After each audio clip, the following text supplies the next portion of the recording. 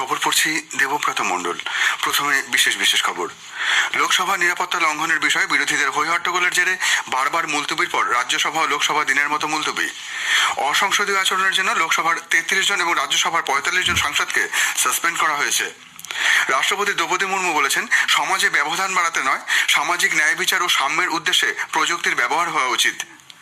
সংসদে আজ post office বিল 2023 পাশ হয়েছে। ভারতের মৌসুম বিভাগ তামিলনাড়ুর কিছু অংশে আগামী 7 দিন প্রবল বৃষ্টির পূর্বাভাস দিয়েছে।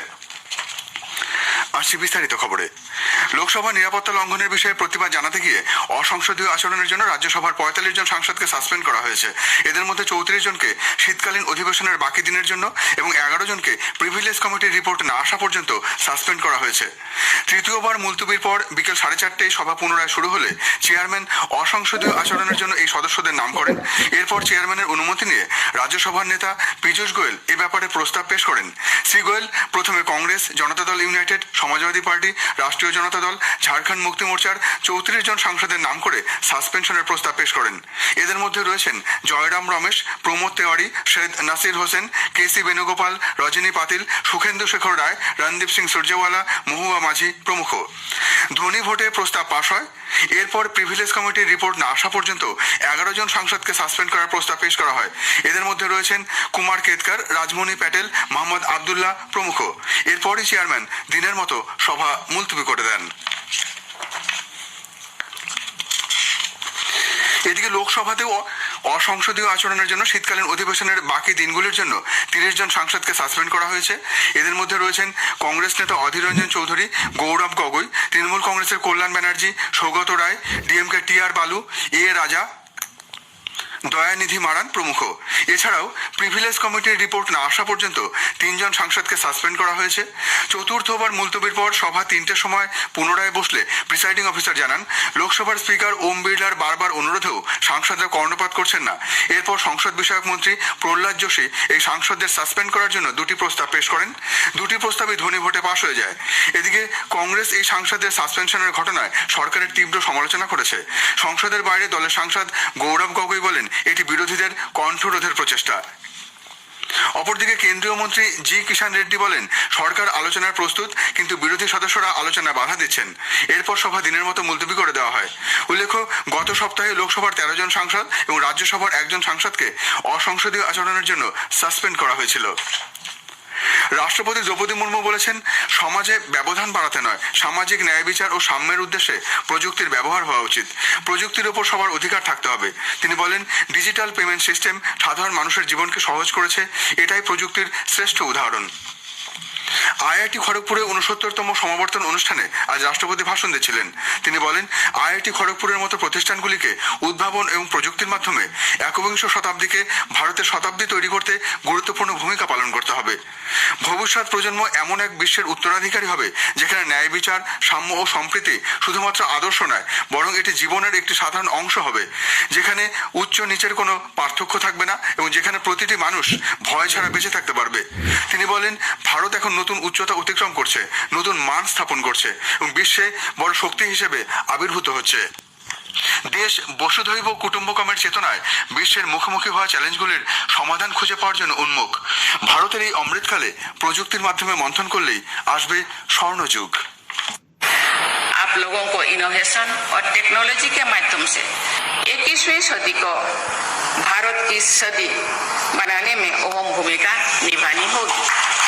आपको टेक्नोलॉजी के विकास और उसे धरातल पर उतारने के क्रांतिकारी प्रयास करने होंगे। मुझे बताया गया है कि आईआईटी खड़गपुर की शुरुआत पुराने हिजाली डिटेंशन कैंप में हुई थी, जिसे शहीद भवन के नाम से भी जाना जाता है। वहां से कुछ महान स्वतंत्रता सेनानियों ने आजादी के लिए संघर्ष किया। ऐसे क्रांतिकारी स्थल से शुरू हुए इस संस्थान से इनोवेशन और टेक्नोलॉजी के क्षेत्र में क्रांतिकारी परिवर्तन लाने की अपेक्षा तो की ही जा सकती। সংসদে আজ পোস্ট অফিস বিল 2023 পাশ হয়েছে। রাজ্যসভায় বিলটি আগেই পাশ হয়েছিল, লোকসভা আজ এতে অনুমোদন দেয়। ভারতীয় ডাকঘর আইন 1898 পরিবর্তে এই বিলটি আনা হয়েছে। বিলের সংস্থান অনুযায়ী ডাক পরিষেবায় মহানির্দেশককে ভারতীয় ডাক ব্যবস্থার প্রধান হিসেবে নিযুক্ত করা হবে। পরিষেবার জন্য শুল্ক এবং ডাক টিকিট সরবরাহ সহ বিভিন্ন বিষয়ে নীতি প্রণয়নের ক্ষমতা মহানির্দেশকের থাকবে। রাষ্ট্রের নিরাপত্তা সহ নির্দিষ্ট কিছু কারণে ভারতীয় ডাক বিভাগের মাধ্যমে পাঠানো সামগ্রীর উপর সরকার হস্তক্ষেপ করতে পারবে। এক্ষেত্রে ডাক বিভাগের উপর কোনো রকম দায় বর্তাবে না।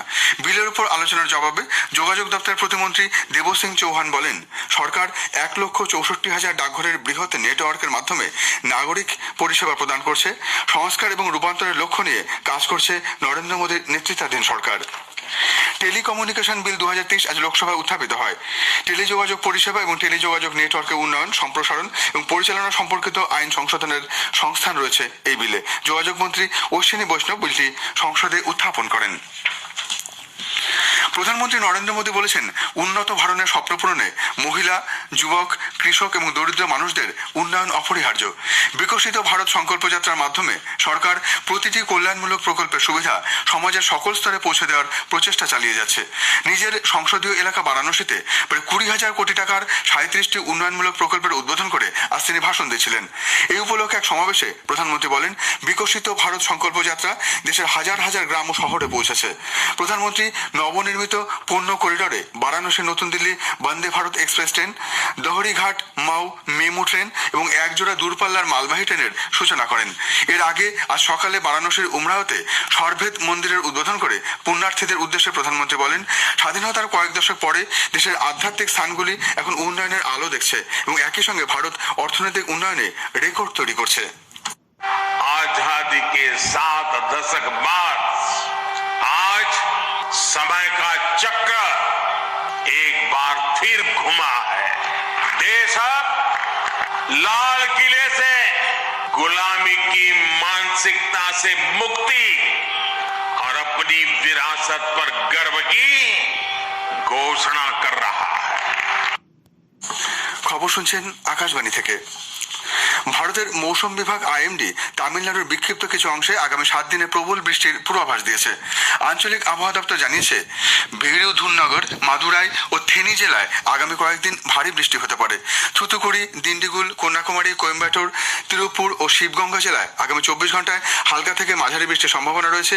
রামানাথপুরম, তিরুচিরাপল্লী সহ 7 জেলায় হালকা বৃষ্টির পূর্বাভাস দেওয়া হয়েছে। এদিকে অনবরত বৃষ্টির জেরে তামিলনাড়ুর জনজীবন বিপর্যস্ত।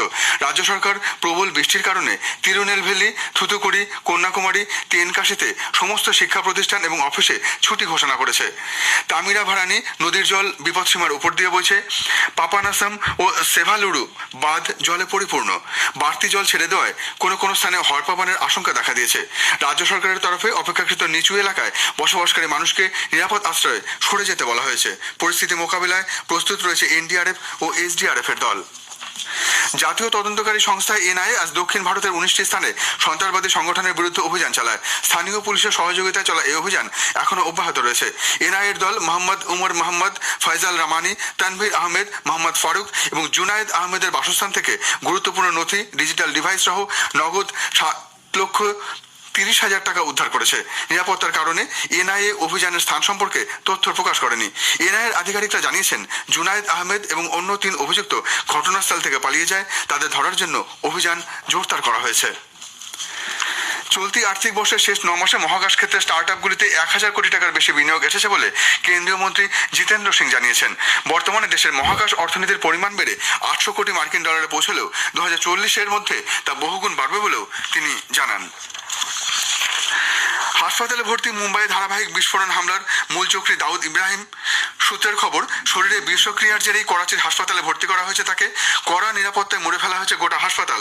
আন্ডারওয়ার্ল্ড ডনের অসুস্থতার খবর প্রকাশ্যে আসতেই পাকিস্তান জুড়ে ইন্টারনেট পরিষেবা ব্যাহত হচ্ছে বলে জানা গেছে। তবে সরকারিভাবে দাউদের অসুস্থতা নিয়ে কিছু জানানো হয়নি।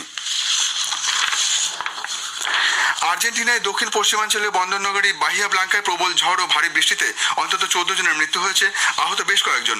ঝড়ের জেরে রোলার স্কেটিং প্রতিযোগিতা চলাকালীন একটি স্পোর্টস সেন্টারে ছাদ ধসে 13 জন প্রাণ হারিয়েছেন। শেষ করার আগে বিশেষ খবর আরেকবার। লোকসভা নিরাপত্তা লঙ্ঘনের বিষয়ে বিরোধীদের হৈ হট্টগোলের জেরে বারবার মুলতবির পর রাজ্যসভা ও লোকসভা দিনের মতো মুলতবি। অসংসদীয় আচরণের জন্য লোকসভার 33 জন, রাজ্যসভার 45 জন সাংসদকে সাসপেন্ড করা হয়েছে। সংসদে আজ পোস্ট অফিস বিল 2023 পাশ হয়েছে। ভারতের মৌসুম বিভাগ তামিলনাড়ুর কিছু অংশে আগামী 7 দিন প্রবল বৃষ্টির পূর্বাভাস দিয়েছে। খবর এখনকার মতো এ পর্যন্ত।